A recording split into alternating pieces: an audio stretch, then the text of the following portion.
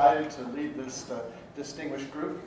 One of the other hats that I wear is as a professor at Johns Hopkins. I've been teaching for 20 years. And in academia, when we bring people together, we often name a lecture. This is the William Moser lecture, or whatever the lecture may be. And today I'd like to honor Eva and have this as the Eva McGinnis lecture.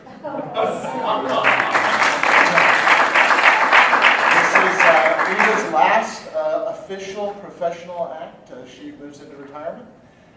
She's not stopping all of her other activities, and she's going to be doing lots of fun things. But I did want to recognize her years of service and contributions. And when I heard, when they asked me to come, I agreed to waive my speaking fees and doing this on behalf of Eva and the team. So congratulations, Eva, and best wishes to you. So you've attended the Eva McGinnis lecture.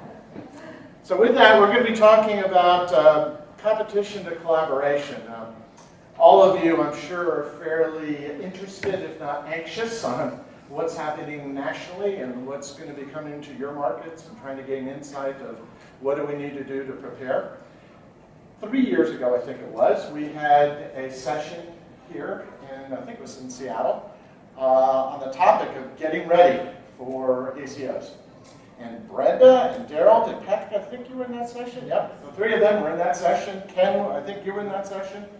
We spent 2 days talking about what needs to be done. At the time, Brenda was trying to contemplate, I think Patrick, the movement of coordinated care organizations in Oregon, and are we going to get in or out, and how do we really move this forward?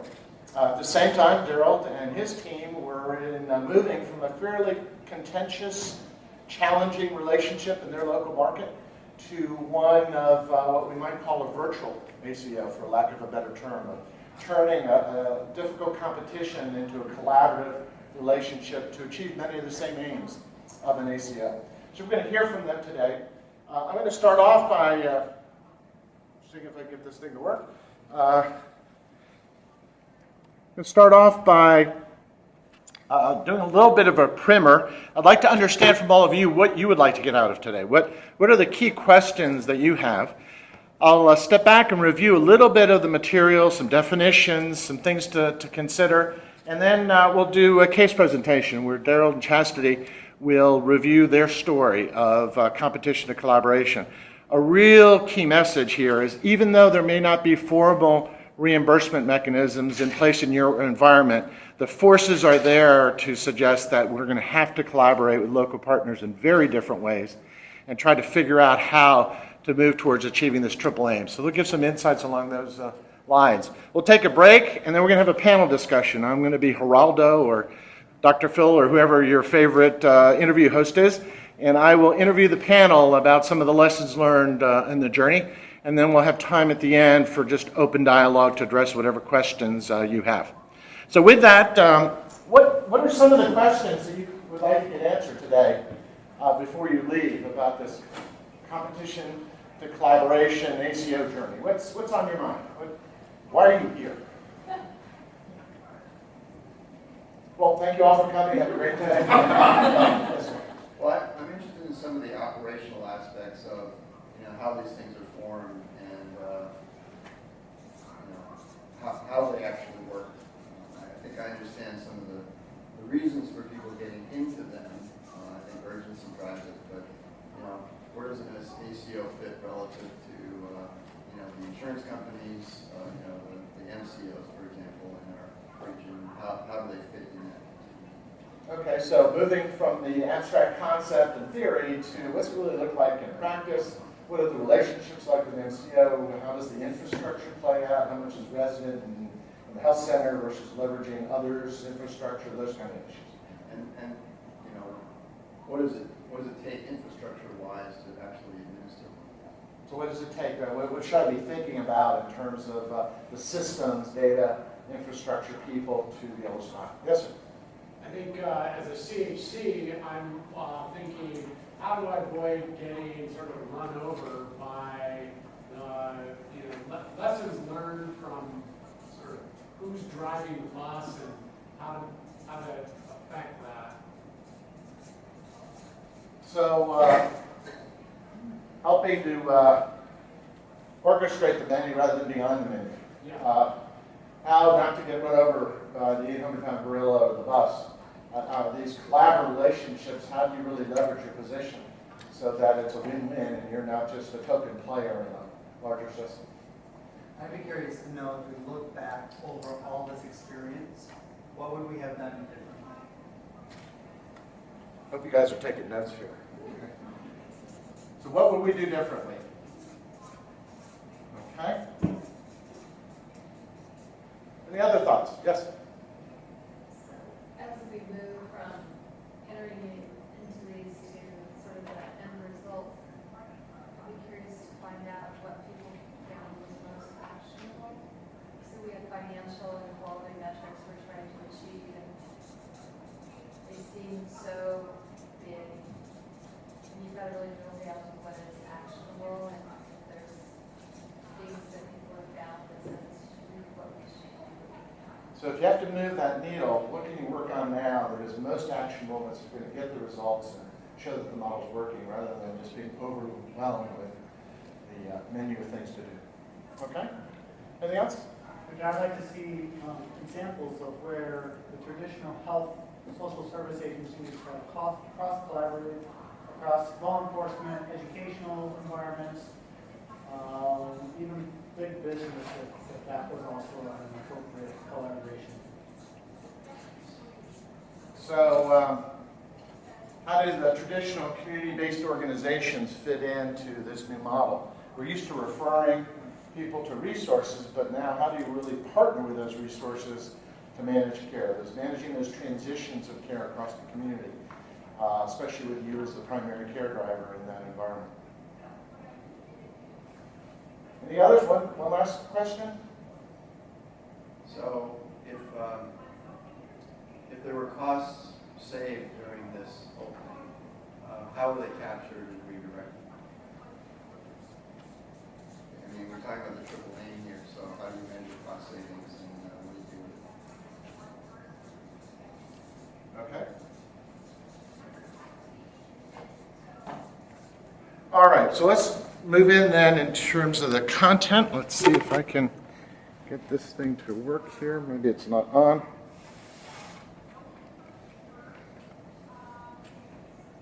Perfect.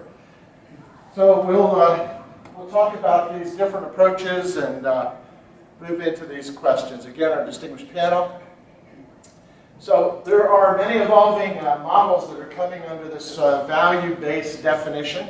Most of you are familiar with the different permutations of the fee-for-service models. So just as a reminder, many of you may have participated in the traditional Medicaid PCMH or PMPM model. This was a case management model that was around since the 80s and 90s, where they were often giving up to $10 per member per month for care coordinating case management. It's very important to understand that history because the results of that program are absolutely dismal. And so the federal government and payers have said, we've been here before. We've put out money to primary care. And where's the beef? Where are the results? And so there's a lot of skepticism on the payer side. I've been a former payer. On the payer side, we're making all these investments, but it's not translating the results. And what they often hear from the private sector is, well, this is just making up for lack of good reimbursement.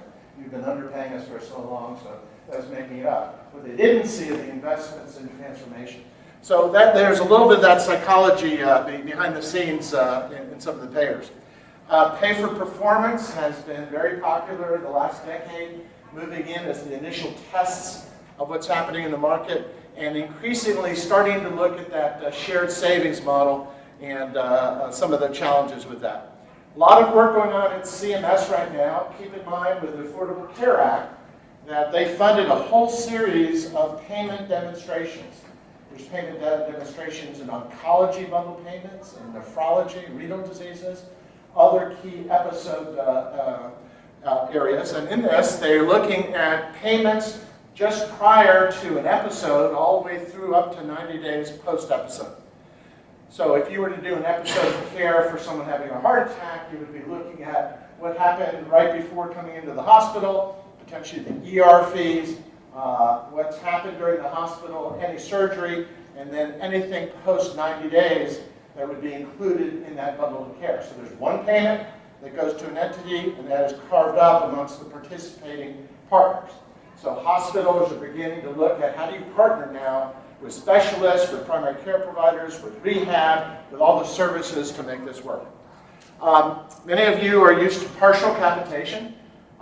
In effect, your grant is a type of capitation from HRSA. You're getting a fixed pot of money to take care of X number of people. You may get some adjustments based on the numbers of people, but it's basically a grant. Primary care capitation is a model that's been around for a long time, but increasingly coming back in these value-based models. Full capitation is where there's a global budget. There are some primary care groups around the country, mainly on the private sector, that are taking full risk and contracting with services to the hospitals. And so the hospitals become their customer, and they're managing it for a population. These are usually small scale. They're not ready to take on the risk and manage the very large populations. Some shared risk models, and a lot of them are trying to figure out this risk. How do you manage all this risk? And then most recently, the accountable care organizations and the coordinated care organizations. We'll get into definitions of those in a second. The coordinated care organizations, clearly the Oregon model is the label for that. Keep in mind with all of these CMS demonstrations that CMS has the ability, if they show that a demonstration project on small scale is achieving the results, they can roll it out throughout the system without having to go back to Congress. So if this coordinated care organization model in Medicaid in Oregon continues to show the promising results, they can send out a letter to every Medicaid agency around the country and say you can move forward without having to come back with a major waiver application. We're going to simplify the process to streamline it. So a lot of attention being paid to these different models, and we have to keep our eyes on how they're rolling out. So in the accountable care organizations, it's a group of providers, doctors, hospitals, and other providers, community-based organizations, coming together to manage care under a global cap for a population. They are responsible for coordinating all of the care and services and the opportunity to participate in shared savings. Most of the ACOs around the country are in Medicare right now. There are states that are looking at trying the Medicaid version of a ACO. Oregon is the primary example of that with their CCO model. But increasingly, we're starting to see the private sector now moving with payers, starting to create local ACOs in their markets for the traditional commercial population. When they succeed, there's a shared savings formula with those who participate. So here's an example of a shared savings methodology. This is just one. And it is probably different than what we hear from Brenda's and other groups, but it gives you the logic behind it. So in this particular shared savings methodology that came from an ACO back east is where the primary care group gets 40% of the reduction in inpatient care ED visits that are attributed to their patients. Most ACOs have a requirement of a minimum of 5,000 patients. That's the federal one for CMS and their accountable care. You need enough of a critical mass to be able to normalize and see some of the savings. So if you give too little, you certainly have some selection bias. They typically exclude accidents or injuries in terms of the high cost. So there's some adjustment to the model at the beginning and at the end. They usually have a minimum amount of savings that are required before there's a payout. So they look to try to recoup the cost of the program, 1% to 5%. And if you get above that savings, then you're able to see some of the results. They typically try to apply risk adjustment tools. There's a variety of commercial tools from 3N and Truven and other groups out there that are often used. They typically exclude the 3 standard deviation outliers, those really high-cost $1 million NICU babies that are often excluded as an outlier in part of the formula. Some don't exclude those. They include those and as part of the reason that they're going after their particular population.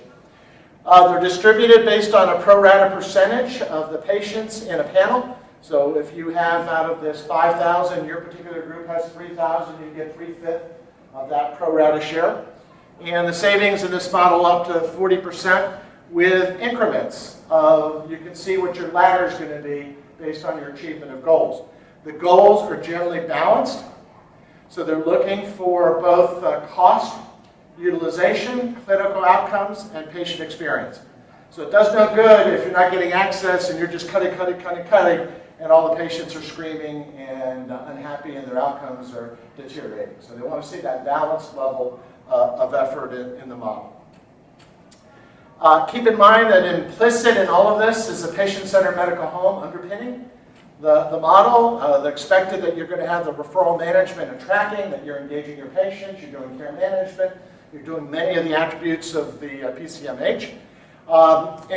Keep in mind that even though you, as I said before, you may not have a formal reimbursement structure in place, there are a lot of opportunities that are being pushed out there for these virtual ACO models that Daryl and Chastity will talk about in a second. A grant just went out last week from ONC. It's $100,000 for a community to come together to show how data can be used to improve the health of the population.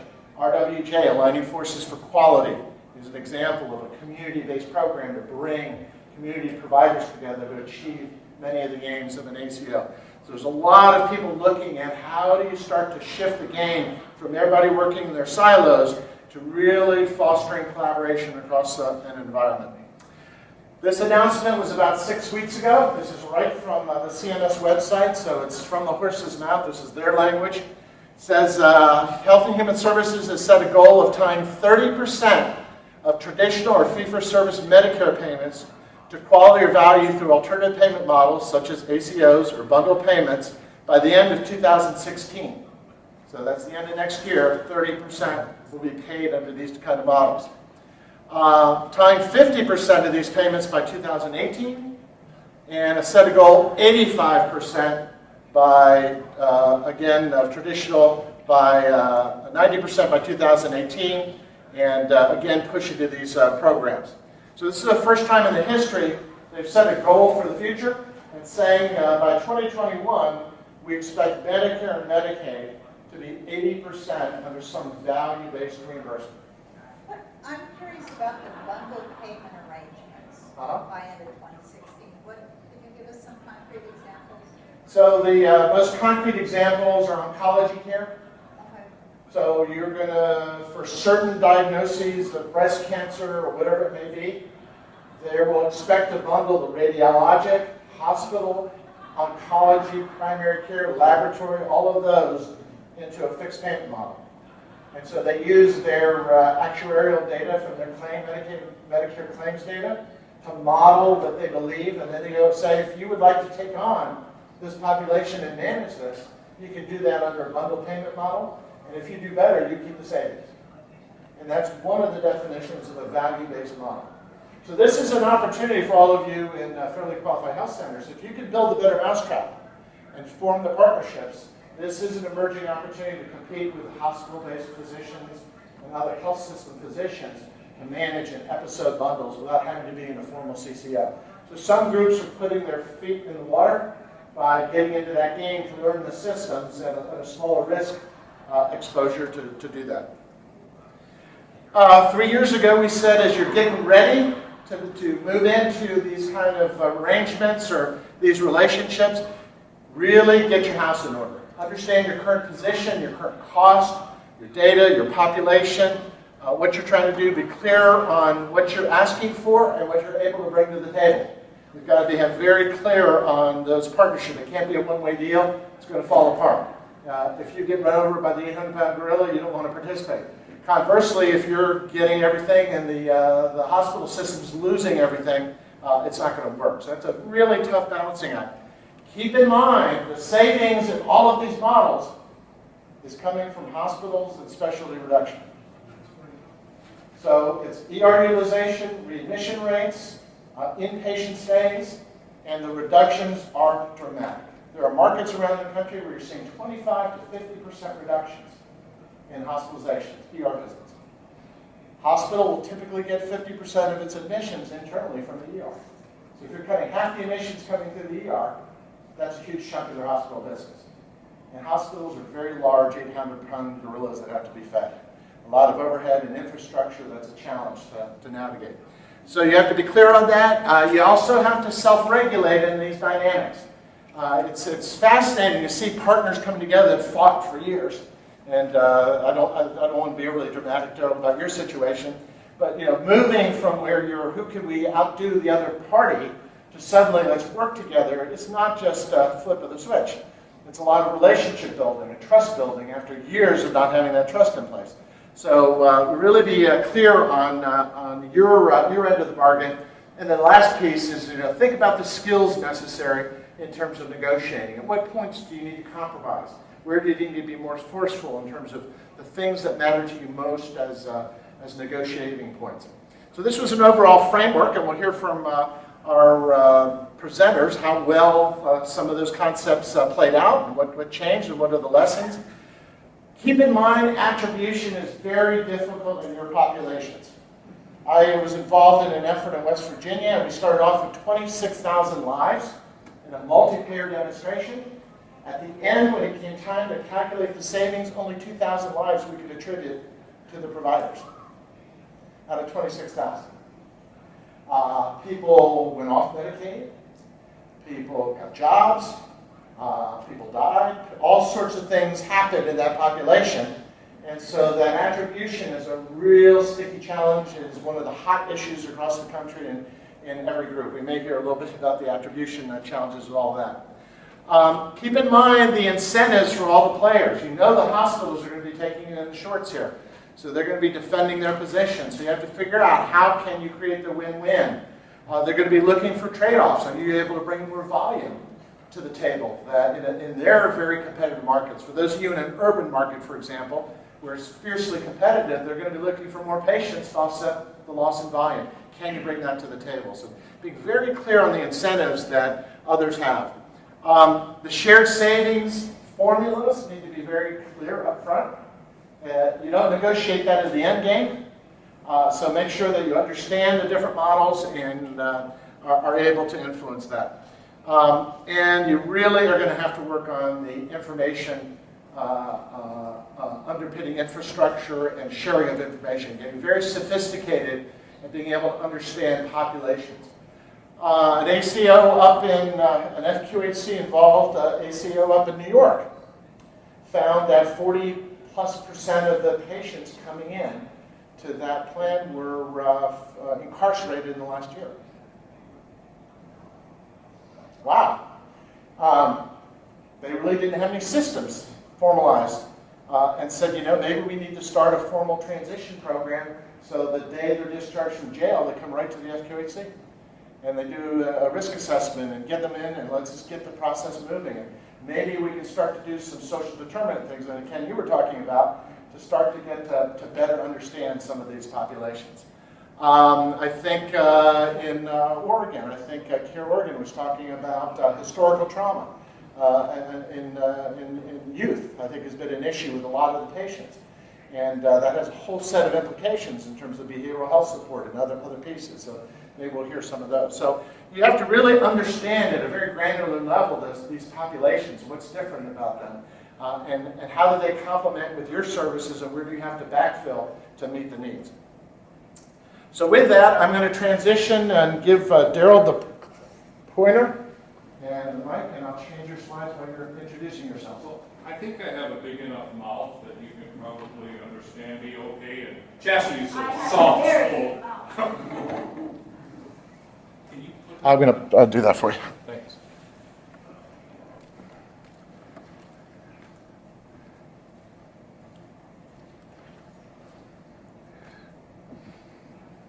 It's like the battleground on The Voice. That's what I feel like here with Chastity. We're going to sing.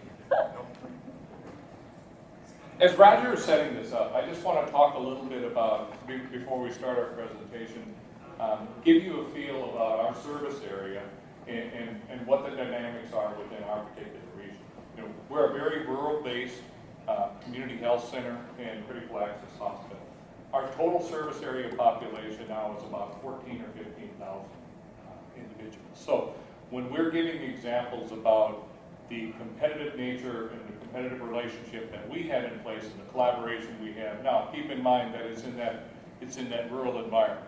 sometimes there are more challenges in that rural environment, and sometimes there's less. But the examples that we're giving are based upon our experiences that we've had, again, in that particular area of North Dakota that we sit.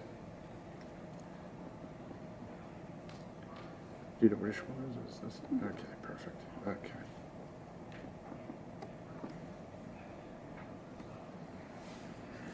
Cool.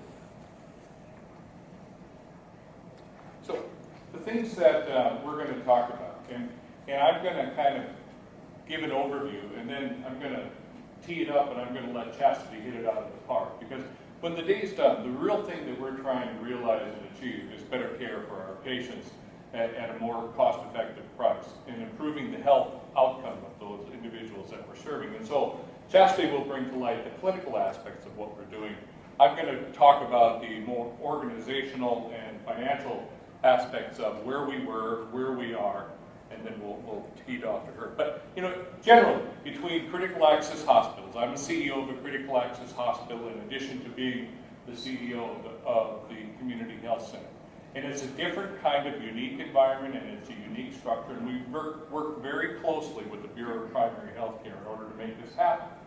But, as you know, there are inherent challenges between critical access hospitals and federally qualified health centers, or providers of any sort, working together effectively. It's just by the virtue of the programmatic things that we have to be responsible for, or be responsible to, it kind of limits our ability to work together.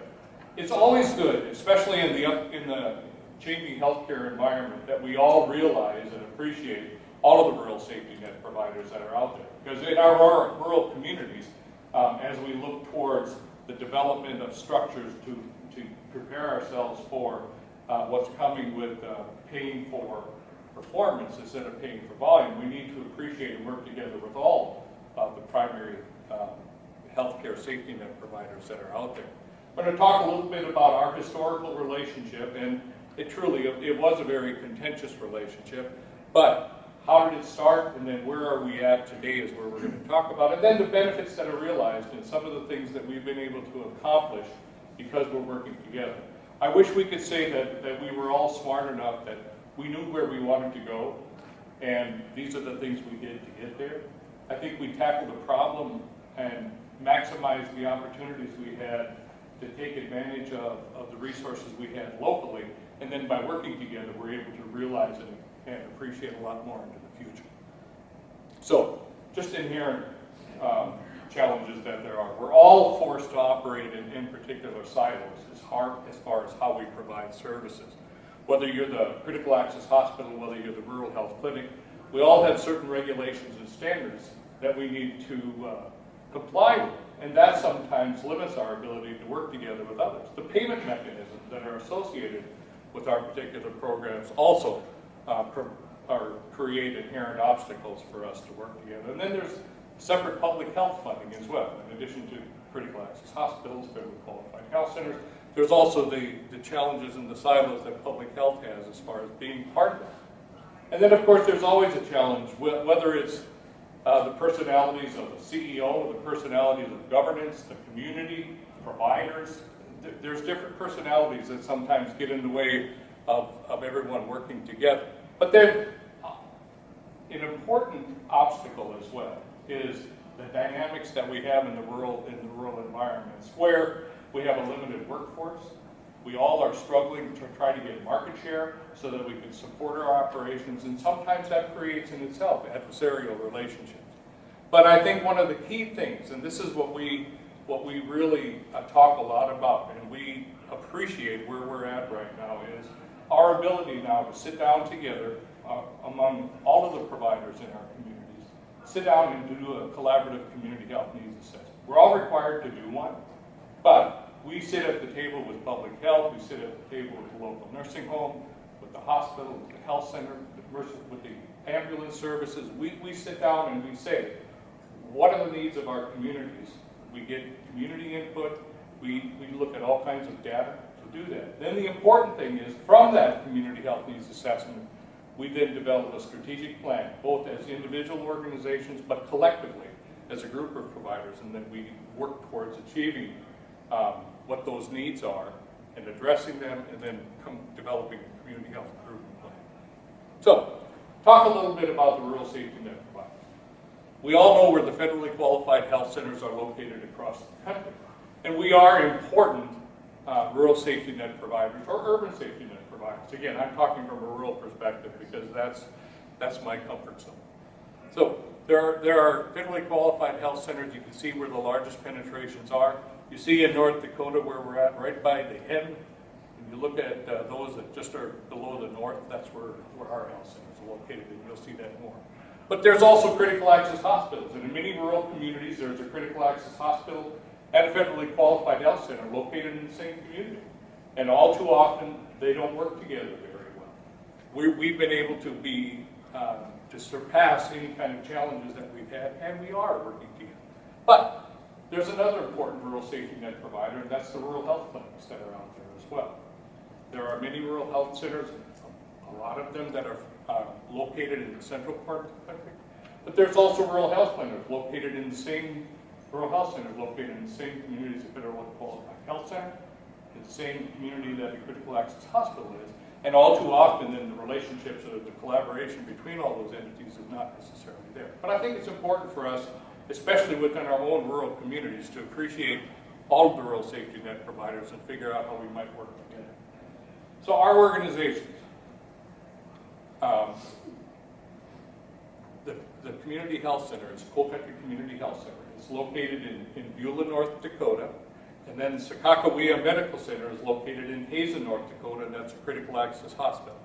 So Sakakawea Medical Center is a not-for-profit 501c3, licensed for 25 beds, and we provide home health, hospice, basic care, and we still have a provider-based rural health clinic as part of the hospital. And we'll talk about that a little bit more in a little while. Coal Country Community Health Center was designated an FQHC in 2003. There's a clinic that's located 20 miles away in a community called Center. And recently, we worked with another critical access hospital to convert an RHC that's located 50 miles away from Beulah. We converted that RHC, owned by another critical access hospital, to a service delivery site of Coal Country Community Health Center. So not only do we work together with ourselves, but because of that collaborative relationship we have between the hospital and the health center, we were able to work with another critical access hospital to convert their RHC to an FQHC. So now we have 3 different clinic locations. Our service area, we are right on the edge of the Bakken. Everybody's probably heard of the Bakken in North Dakota, where there is a lot of oil activity. There's not as much as there used to be with the price of oil coming down. So we're close enough that we can experience some of the challenges. One of our clinic sites in Killdeer is located in the heart of that oil activity, but our communities of Beulah and Hazen are on the edge. But what we have as far as industry in our area is energy. There's coal mines, surface coal mines, and then there's also power generation plants. So we have a population of about 15,000 individuals within our service area. So if you look at this area right here is where the hospital and Coal Country Community Health Center are located. We're 75 miles northwest of Bismarck, and we have tertiary relationships with the facilities that are located in Bismarck.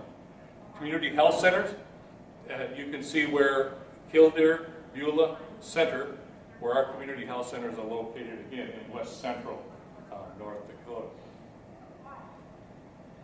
So, I guess we can describe a lot of the competition, et cetera, but I think this picture really illustrates the way our working relationship used to be between our organization. We truly were, in our opinion, and the opinion of several, a poster child for conflict between a community health center and a critical access hospital. Whether it was the health center, whether it was the hospital, they had misdirected motives, misdirected thoughts about how healthcare should be delivered, and that created an environment where there was a duplication of services. The hospital had to make sure to have a RHC that was located 2 blocks away from the community health center in an attempt to, in its own mind, to protect to protect their market share. And the health center as well had competing ancillary services. So there was a lot of duplication of services. There were relationships basically primarily in place with different tertiary providers. Whole country did not work a lot with public health. There was some relationship, but not to the degree that we have today.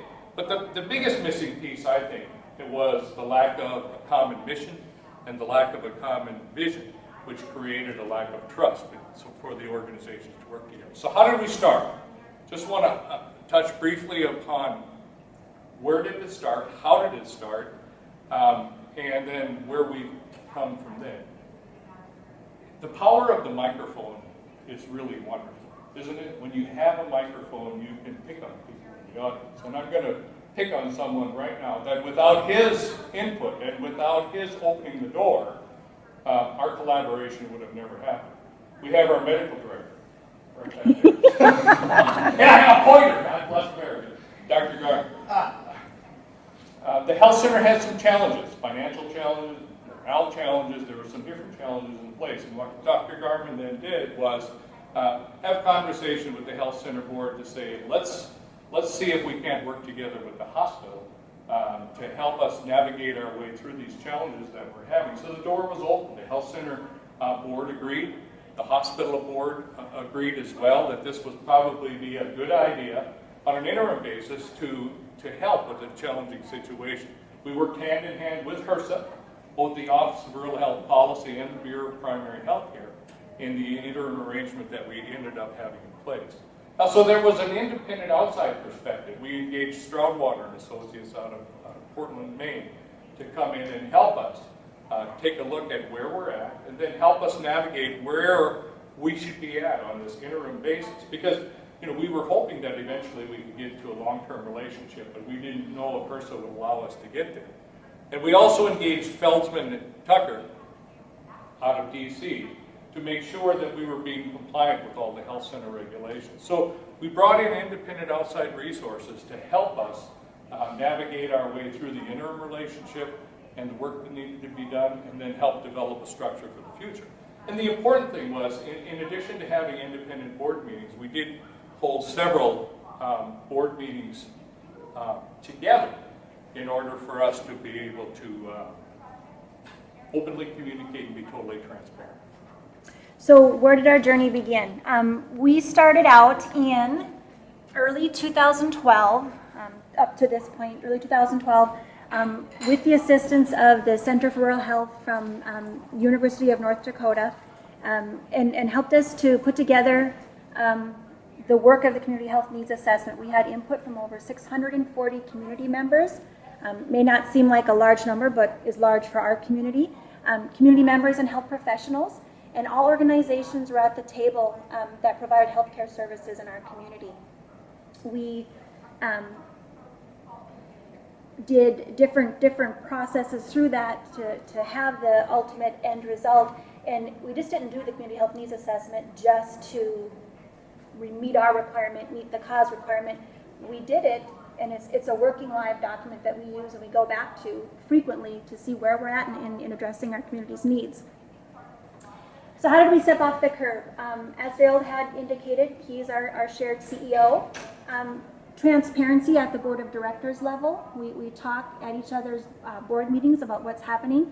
Daryl always has a board report that tells what's happening at the CAW and what's happening at the FQHC.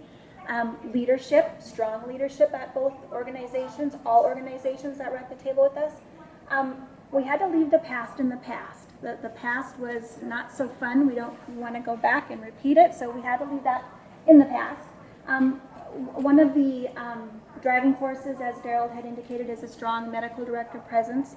He's very engaged, leads what we do every day, and that kind of drives us then to have our common goal of delivering patient family-centered care. Yeah. I'll speak louder. I will. I'll speak louder.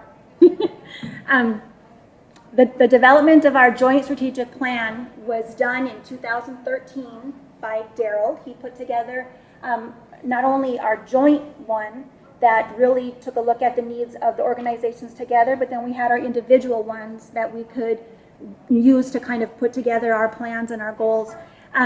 And then through that, we developed kind of a unique committee that we call our Population Behavioral Health Committee. In quotes, Pop Health is what we call it. And that committee is actively carrying out the objectives and reaching the goals of our community health needs assessment. We brought some additional members as we started looking at the needs and how we're going to address them. We realized that there was NDSU, North Dakota State University Extension Center, was right next door to us, and we didn't have a clue what they were doing in the community as far as education or outreach for health resources. They now are part of our committee, and we meet on a monthly basis. And part of what we were tasked with at the beginning was developing a community health improvement plan. We did that in early 2014, where 18 leaders came together from the 6 organizations, and we utilize our CHIP every month. When we come together, we take a look, where are we at? Are we meeting our goals? What do we need to do to prioritize and do additional work in order to really drive our population health? So where are we today?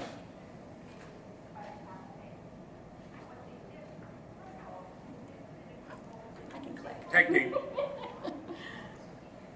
So when we started our collaboration, there were certain things that we put into place in order to effectively utilize the resources that we had and address the issues that there were in place both at the health center and the hospital. And while that work was going on, we had some great momentum going on.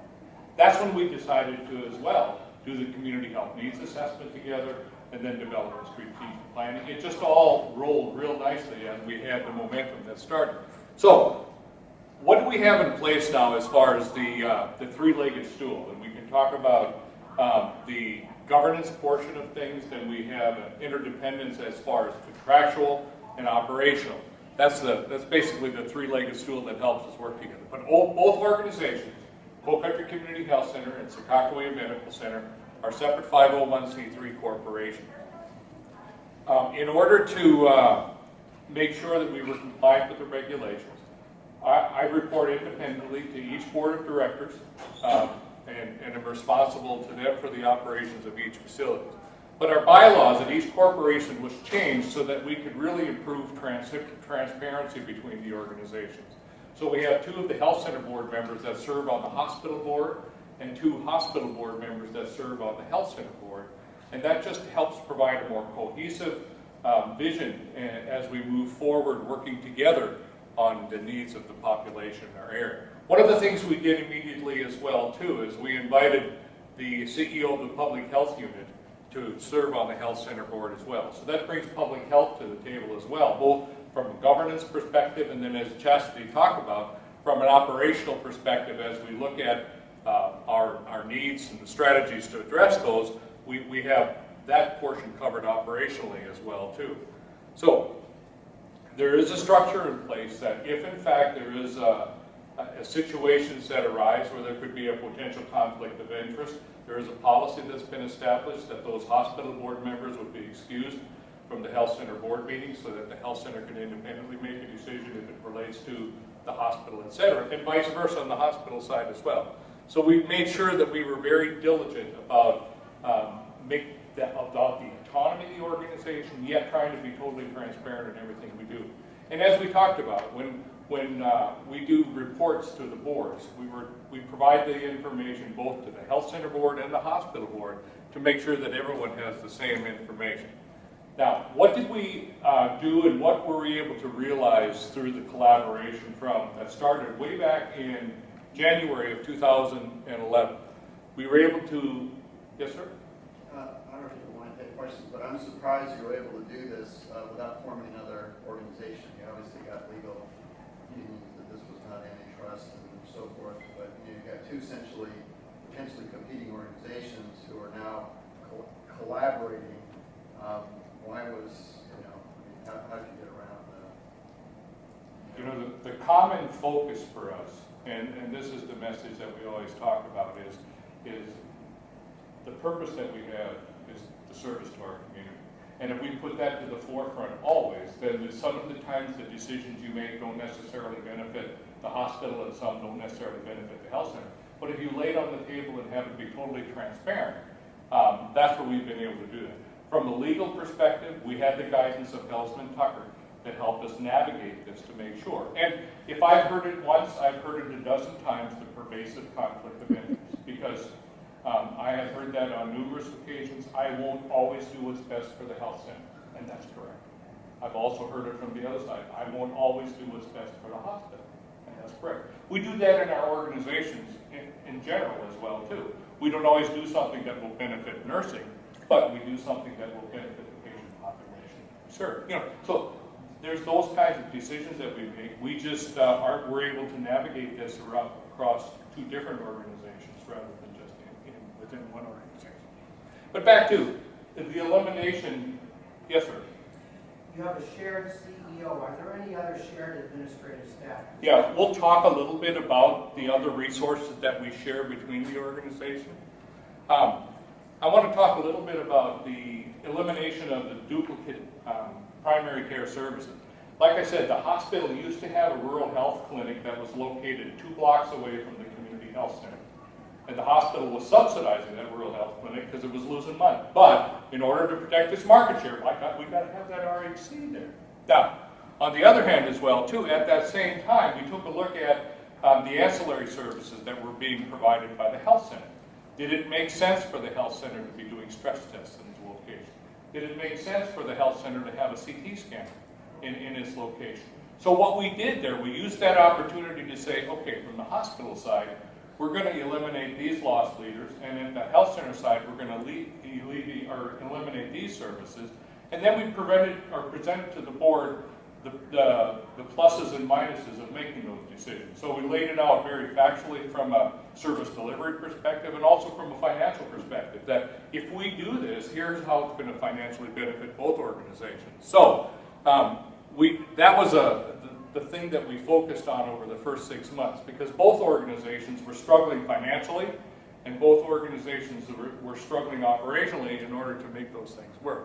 So where we're at right now is that the Coal Country Community Health Center has a clinic that's located in Beulah and located in Center.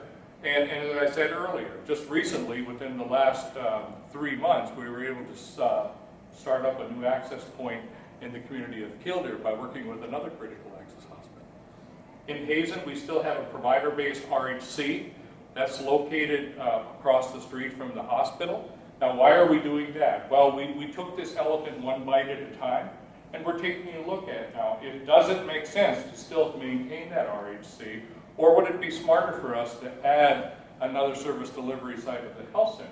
And we're probably going to make some changes there. But now, we've been at this for 4 years now, so we've established trust, and we can move forward with some of these propositions, and they won't be perceived as threatening as they would have been if we would have done it 4 years ago. Coal Country and Secaucus Medical Center both provide certain ancillary services still.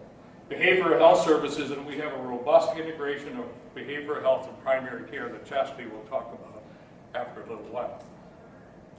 We've talked about that. But really, we've transitioned from a culture of reasons that we can't work together when we were competitive to how can we do even more and more. And we do that all the time.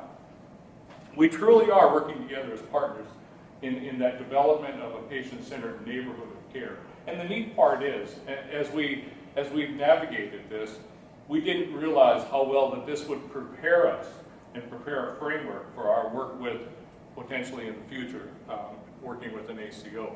We've enhanced the quality of care that we provide without question, and we've been able to have a more patient-focused neighborhood of care that we're providing. We've had excellent community support through all this. The community was well aware of the competition that was taking place between the organizations, but we've really been able to enhance the support we get from governmental agencies, et cetera, in the efforts that we're doing. Improved financial performance. We just need to reflect on this. If we look back at 2011 versus where we're at today in 2015, our days cash on hand combined, even though we're separate corporations, we just take them, we add them together and we say, how does this work now? But our days cash on hand have increased from 54 days cash on hand to 124. Our net revenue increased by 53%, while the expenses then only increased by 30%. When we started this collaborative relationship, our net margin combined was a minus 2.2%. Now together we have a positive net margin of 11.7%. And the health center and the hospital have equally benefited from this relationship. It isn't, well, the hospital is getting only benefit, or vice versa. They've equally been able to benefit financially. So what does our patient-centered medical neighborhood look like? I know that was one of the questions, is how is it structured? What do we look like? Again, we're led by our very active and engaged and innovative medical director. We've got some joint clinical leadership, some shared positions that we have at our community. We have an IT director that oversees IT services, where we each have an IT specialist at each of our organizations. We have my position that I don't do per se work for the CAW, but I am part of the PCMH and meaningful use initiatives, our EMR. We put an EMR. Our EMR that we had at Coal Country is now also at the Rural Health Clinic. We're on the same database, but we're still separated out by financial locations. Evidence-based clinical guidelines and standing orders for all primary care. So if you're accessing health care at the Rural Health Clinic, or if you're accessing health care at the Community Health Center, we're all trying to take care of our patients the same and follow those same clinical guidelines. Definitely we're trying to work on and enhance communication for the healthcare providers, no matter if you're at the ER, you're at the inpatient, the clinic side. And then we were fortunate to be part of a CMS Innovations grant for a community care coordination program that was kind of structured throughout North Dakota. And we were able to put a community care coordination program in Beulah and Hazen together. So 5 years ago, our teams at that point were provider, nurse, your office staff, lab, radiology, billing, kind of just the basic. Now, our expanded provider-led care teams have RN chronic care coordinators, certified nursing assistants, patient educators, diabetes educator, our licensed registered dietitian. In the last year, we've added a behavioral health care coordinator, and then of course I didn't add it onto here, but our community care coordinators that we have. In addition, in order to kind of get away from the culture of this is discharge planning for patients, we're trying to get to the culture of a transition of care planning. So we're not just discharging and forgetting about you, we're transitioning you from the ER or the inpatient side into where is your primary care connection at. So the Critical Access Hospital has recently in the last year added an inpatient care coordinator, and she does a warm handoff, and this is a work in progress, something we just recently implemented, where a warm handoff is happening for every inpatient discharge, where she's on the phone and she's talking to our care coordinators, trying to link the patients back into their primary care provider. Our behavioral health integration, we received a BHI grant, behavioral health integration grant from HRSA, and we have been able to add more addiction services. We've, in the last 6 months, put together a medication-assisted therapy program with Suboxone. We have increased our psychology visits. We had a psychologist who would come up to us from the tertiary center 2 times a month, and we've been able to increase that to 4 times a month for increased access. And soon to come is a psychiatry will be able to come up and see patients in our community rather than our patients not being able to get 75 miles away to access behavioral health. We have a multitude of visiting specialists that come up, cardiology, pulmonology, ortho. They're coming to our clinics to provide care for our patients locally rather than, again, having them access care somewhere else. And then we're able to communicate with those providers and provide more coordinated care. In addition, the ever-growing information technology expansion, we're pretty fortunate in North Dakota. We have a robust North Dakota Health Information Network, constantly working on interoperability and connectivity with EMR systems. And we're lucky with Blue Cross Blue Shield of North Dakota. We've been part of their MediQ Home program for 5 years, a medical home concept. And they give us the tool, and it's a software for population management and data analytics. So we've got real-time data at our fingertips to care for our patients. So where are we today?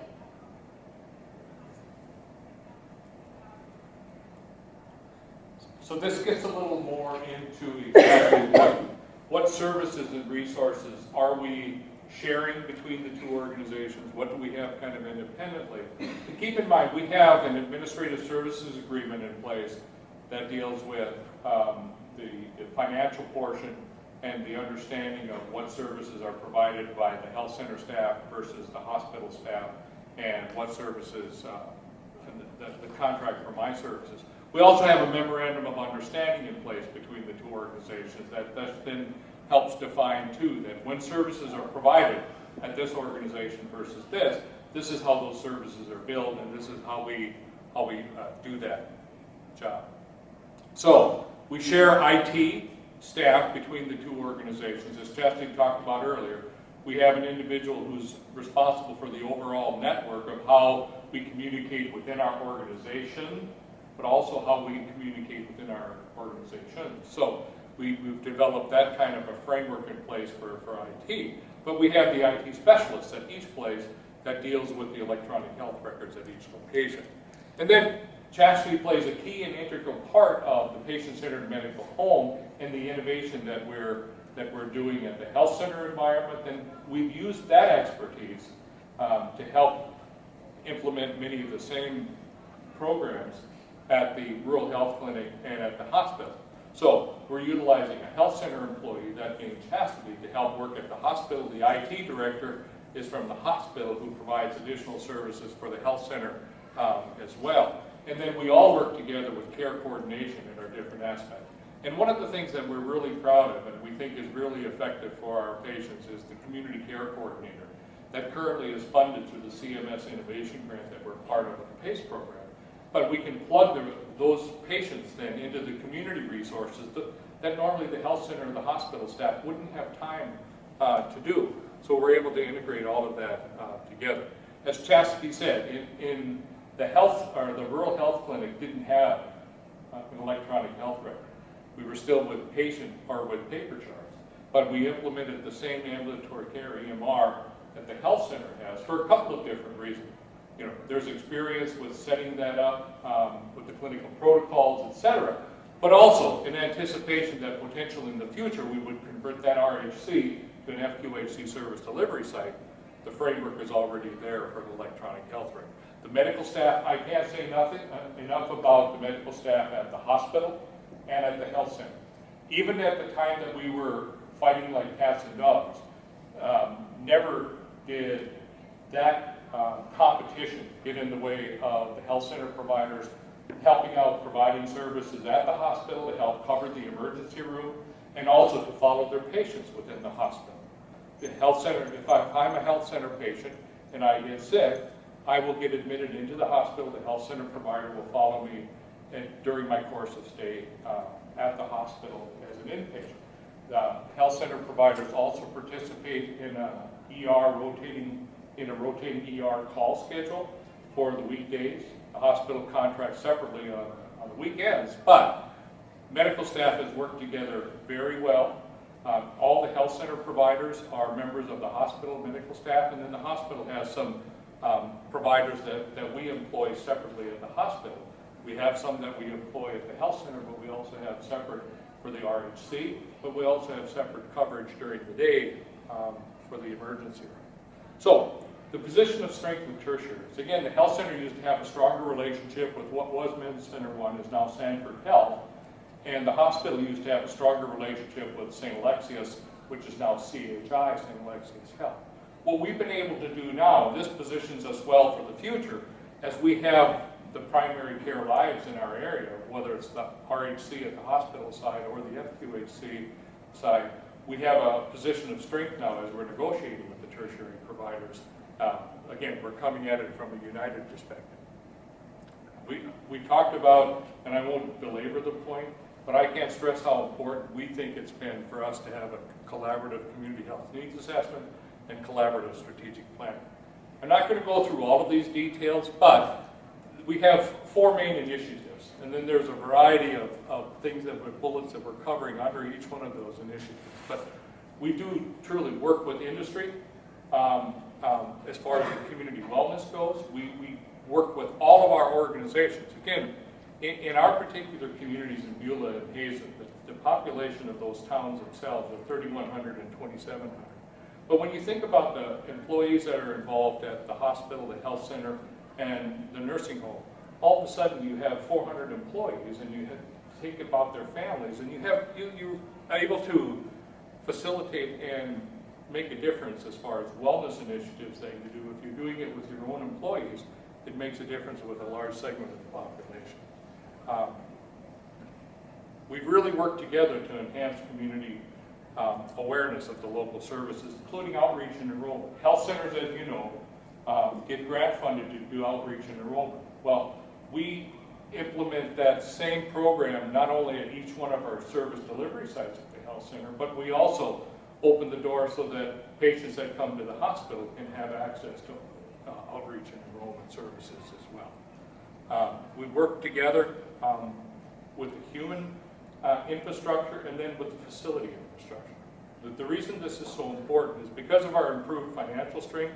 The health center is looking at expanding the clinic in Beulah. The hospital right now is in the midst of building a new hospital. So without working together, we wouldn't have the financial resources or ability to do that as we're able to do it now.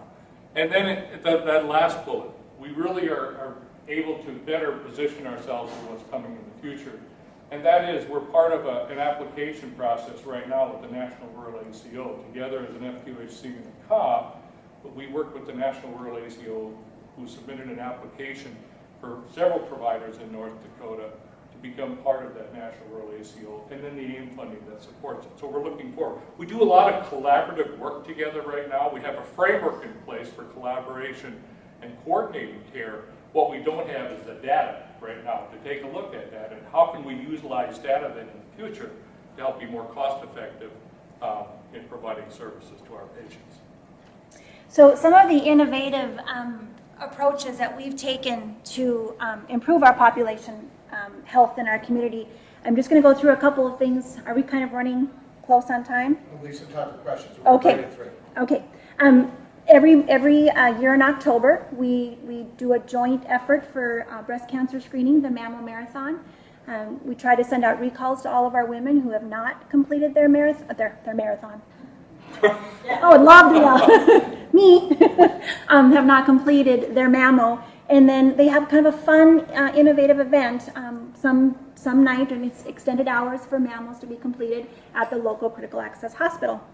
Healthy Happenings is something that we came up through our Population Health Committee, and it's some education that we provide in the newspapers. We have 2 different newspapers, one in Beulah, one in Hazen. We do some education, every week, every 2 weeks on just healthy happenings throughout our community. We've done some fun child and adolescent immunization projects this past year.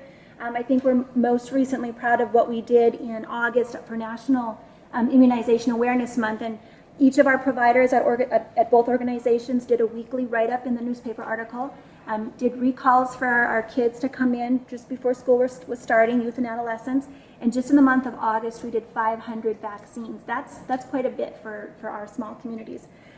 We recently spent quite a bit of time working on a grant through the North Dakota Department of Health, and we were awarded it with public health, the hospital, so emergency room, the inpatient side, and both clinics. And we were awarded a grant to improve the identification and management of hypertension, and that starts in November, so we're looking forward to that.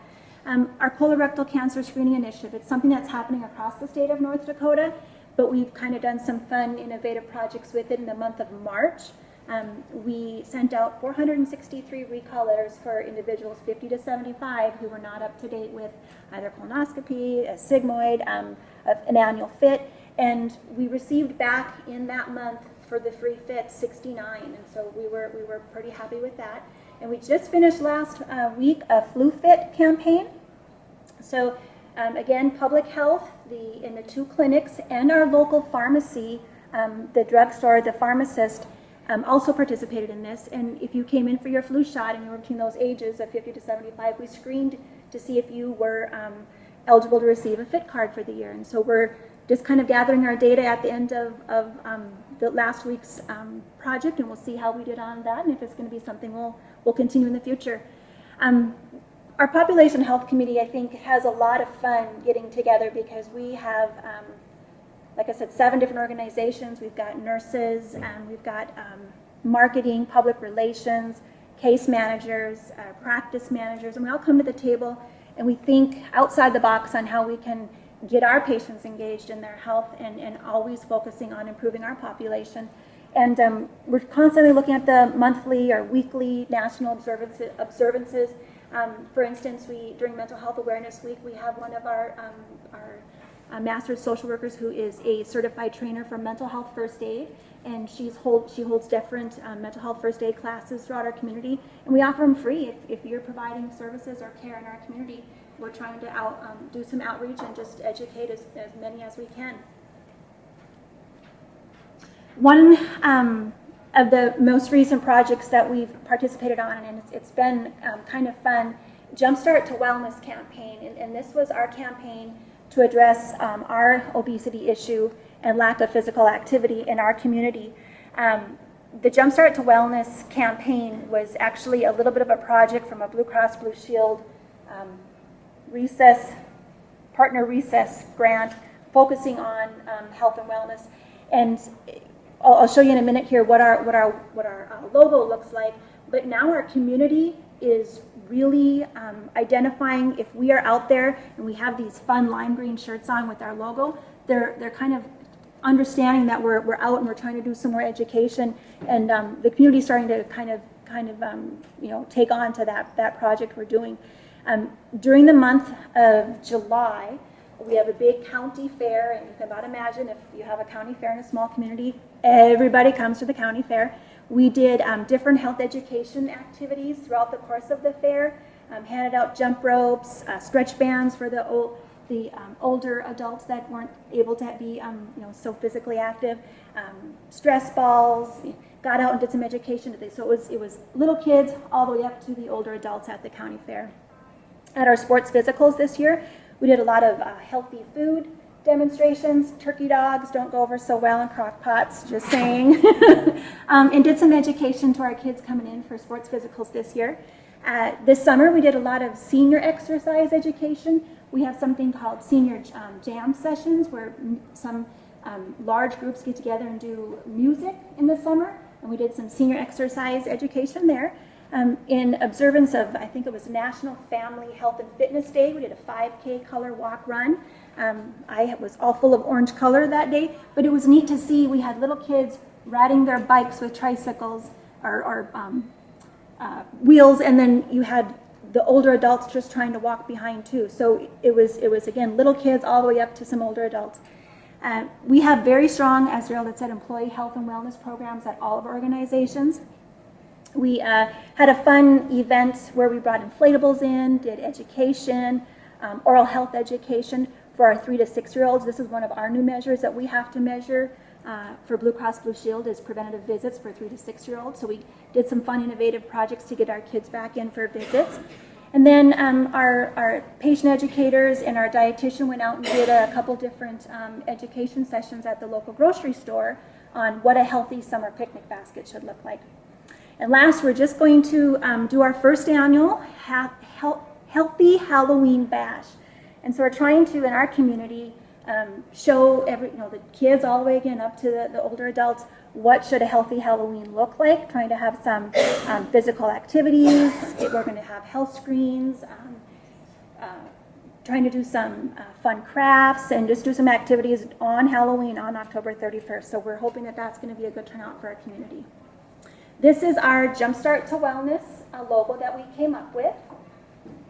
And this is our county fair parade that all organizations from our Population Health Committee were in attendance at. We were pretty proud of that. Where are you at on here, Daryl? Way in the back. Way in the back. I'm driving the truck. I didn't walk. So we were pretty proud of this, that we had that many show up to, and we didn't hand out bad candy. We handed out good healthy options for our community. So with that being said, are there any questions? I just want to summarize something for 30 seconds. All of these things are great things that we're doing for our community. And I would bet a lot of money that would we not be collaborating the way we are right now, we wouldn't be doing a fraction of the initiatives that we are doing.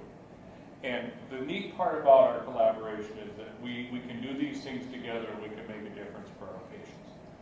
We can utilize the strengths that we have at each organization and put them to good use together for the benefit of the communities. What we've done is something I think we should all in our local communities do is nobody's going to do it for us. Local challenges need local solutions developed by local people. And we were able to do that, utilizing the program and benefits that we have with the different services we brought along. But we pushed first, because I can tell you, had we just stopped on our first interaction with the Bureau of Primary Health Care, we wouldn't be where we're at today. We kept pushing the envelope, and I think now the sense I get is both the Office of Rural Health Policy and the Bureau of Primary Health Care are very supportive of collaboration. Now, still maintaining the separate responsibilities that we have with each program. But we've been able to realize and achieve a lot by us working together and utilizing the strengths of people like Chastity and Dr. Garvin did to do what we do. Questions? Did you do anything different with FTCA? I'm sorry? Anything different with FTCA? No. You know, what we've done is probably a lot of organizations do is we buy gap insurance as well, too. Because we have a medical director that also is the medical director of hospice, but that's not necessarily the scope. So we made sure that we did gap insurance in addition to the FTCA to cover those other things. Yes, ma'am. Have you or are you able to negotiate any provider agreements allegedly for reimbursement or pay for performance? Are you able to negotiate with the payers for anything, any pay for performance or other activities with combined groups? What we have through Blue Cross Blue Shield of North Dakota through that MediQ Home program, we receive a care management fee payment every 6 months based off of our patient outcomes. And it's not based off of just our Blues patients, it's based off of our entire population. And they rank you in tier A, B, and C, A being at the top of clinics in North Dakota. And so for the last 2.5 years, we've ranked that tier A. And so the care management fee is this, and if you're at tier A, you get an additional 15%. If you're tier C, you get minus the 15%. So we're getting some of that care management fee reimbursement back. And that's been kind of our financial basis to continue to grow and expand more of that care coordination models. We were also part of CMS, that Advanced Primary Care Practice demonstration for 3 years. We received X amount of dollars per Medicare patient per member per month. And that was to help us reach level 3 recognition with NCQA for PCMH level 3. So we've had a couple different opportunities within North Dakota and nationally to kind of help put our programs together. Is that an agreement just between the community health center and the payer, or is that the hospital part of that agreement? It's the health centers. It's a health center we're with the health center, but we're also doing it with the rural health clinic now as well. So they have an agreement with Blue Cross Blue Shield at the rural health clinic. But again, they're taking a look at all of our population, so we still have to partner and collaborate with our hospital and public health to take the best care of our patients as possible. Sir, did the work you do result in lower utilization, lower revenue at the hospital as a result of your community activities? And if so, how did that work out for you? We don't have any data to quantify what we're doing, but the hospital revenue has continued to increase. What we hope we're doing is utilizing the dollars that are spent in healthcare in our area locally, rather than those patients being referred to the tertiary centers. We think that if we do a better job of prevention, those services can be utilized or provided locally, and hopefully it has better outcomes, but also less utilization. Your payers should be able to tell you that. That's where we're hoping to have the claims data in the future so we can see where patients are spending. And obviously Blue Cross Blue Shield is finding benefit in the MediQ Home program with the care coordination, otherwise they wouldn't keep funding that for their members. You had a comment? I was just going to say that to kind of answer your question again, it is really nice when you have one voice that goes down to me with Blue Cross Blue Shield as a payer. And Daryl, you may want to expand on this, but instead of coming from just an FQAC and saying, we'd like to negotiate rates, if you're coming from CAW and an FQAC, I think there's more weight in that negotiation. Saying as a united voice, it's much easier to negotiate with Blue Cross. Yes, ma'am. Do you find it easier to recruit? Is it easier to recruit? When you have collaboration? Well, I think it sure takes away any uncomfortable feeling that a provider coming to our community would have. We have the benefit that we've got a very strong hospital, we've got a very strong community health center, and we're located 75 miles from Bismarck. It helps us from the perspective that you can live in a smaller rural community but have access to things, to a Walmart. We don't have a Walmart, so why not? There's only 1 hour, 15 minutes away. But Dr. Garman, a lot of med students and follow Dr. Garman, and I think that helps provide a framework too and a reputation. So talk a little bit about the work you do, Dr. I think the other thing that it does is it allows us to put the right people in the right place. So if we are recruiting, we can look at where are the gaps? Where are the gaps in care? Where do we need to fill in that care? And I think that's the bigger benefit. Recruiting is always a challenge. Anytime you're a small rural community, people have to want to come there. Otherwise, you're just not going to get over there. Better now that collaboration? We haven't turned over a provider in, I don't know how many years. Yeah. Long time. But before, it was pretty contentious. It was a fight. So here's the other thing. We have med students that follow both Dr. Garman and Dr. Klingworth, and they have a great experience there. We ask them what it's been like. They love the experience there because they really learn a lot. The hospital provides their accommodations for their overnight stay and also provides the meals. So as we talk to whether or not this med student might come back to work, well, part of it is that the same medical staff is here, we would love to, but also you have to have the same dietary staff. Because our dietary staff at the hospital gives them breakfast, gives them supper. I wish they'd do that for us too. Other questions? Yes, ma'am. So what's been like your work around, since you're seeing all these incentives and outreach relationships, like in terms of like housing or those who are undocumented, how you're serving those clients, and has it gone to that extent? Other social determinant issues such as housing or dealing with the undocumented or other resources in the community. Have you worked with other groups or partners in this?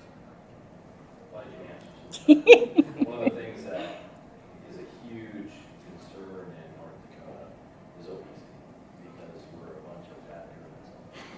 Okay? And with that, we don't have access to places for people to exercise. We have 8 months of winter in North Dakota, and there's no sidewalks even in our town. So where do people walk? Where does somebody that's 75 when it's icy and snowy go to exercise? We don't have that. So we've been working as a group, and I sit on that board, to develop a wellness center. And actually our town has come up with 1% sales tax increase to be able to fund some of that.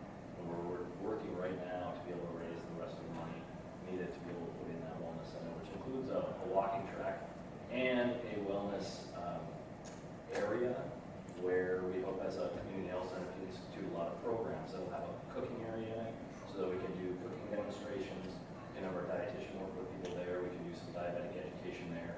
We can move some of our other projects to that area, which might be a little bit more friendly than coming to a clinic setting. So we're trying to even tackle social determinants of health. It's just a step at a time. So we're just about time for a break.